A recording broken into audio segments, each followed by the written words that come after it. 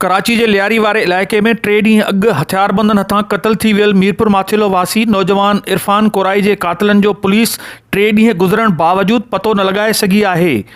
कातिलनि की गिरफ़्तारी लाइ मक़तूल के वारसनि ऐं कोराई बिरादरी के माण्हुनि प्रेस क्लब अॻियां एहतिजाजी मुज़ाहिरो कंदे कातिलनि खे फौरी तौर ते गिरफ़्तार करण जो खेनि मुतालबो कयो आहे।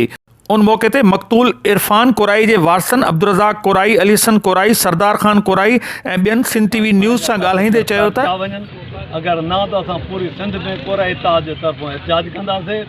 असांजो मुतालबो आहे वज़ीर आला सिंध के, छो वज़ीर आला साहब सिंध में रोज़ सिंधी माण्हू मरनि था, जेको कराची मज़दूरी करण वञे थो उहो मोह ईंदो आहे। असीं पुरज़ोर अपील कयूं था सिंध हुकूमत खां इरफान अली कोराई जा कातिल जल्द अज जल्द गिरफ़्तार कया वञनि ऐं असां शहरी इत्तेहाद जे प्लेटफॉर्म ते कोराई इत्तेहाद सां गॾु आहियूं। टियों ॾींहुं इरफान कोराई जो क़त्ल थियो आहे बिदर लियारी जे इलाइक़े में। असां मुतालबो था रखूं कोराई इत्तेहाद तरफ़ों त महिरबानी करे कातिल गिरफ़्तार कया वञनि ऐं क़त्ल जो कोर्ट भी नोटिस वठे।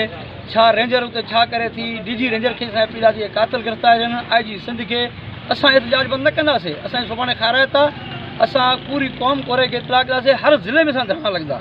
वक़्त सां मुतालबो कयूं था त इरफान अली कोराई साहब जा कातिल गिरफ़्तार कया वञनि, उनके बेगुनाह कत्ल कयो वियो आहे। असां इन कत्ल जी मज़म्मत कयूं था ऐं पुलिस नाअहली जो मुज़ाहिरो कयो आहे ऐं कराची के हिकु दफ़ो ॿीहर दहशतगर्दी जी लपेट में आंदो वियो आहे। इन ते अगरि जल्द ज़ाब्तो न आंदो वियो त ही सूबो हिकु दफ़ो वरी ॿरी वेंदो। कोराई जा कातिल गिरफ़्तार कया वञनि।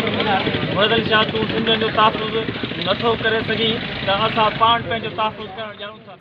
IG सिंध ऐं सिंध हुकूमत का मुतालबो कयूं था त इरफान कोराई के कातिलनि खे जल्द वाइको करे गिरफ़्तार कयो वञे। कैमरामैन नवीद शेख सां गॾु अशरफ बुखारी, सिंध TV न्यूज़, मीरपुर माथेलो।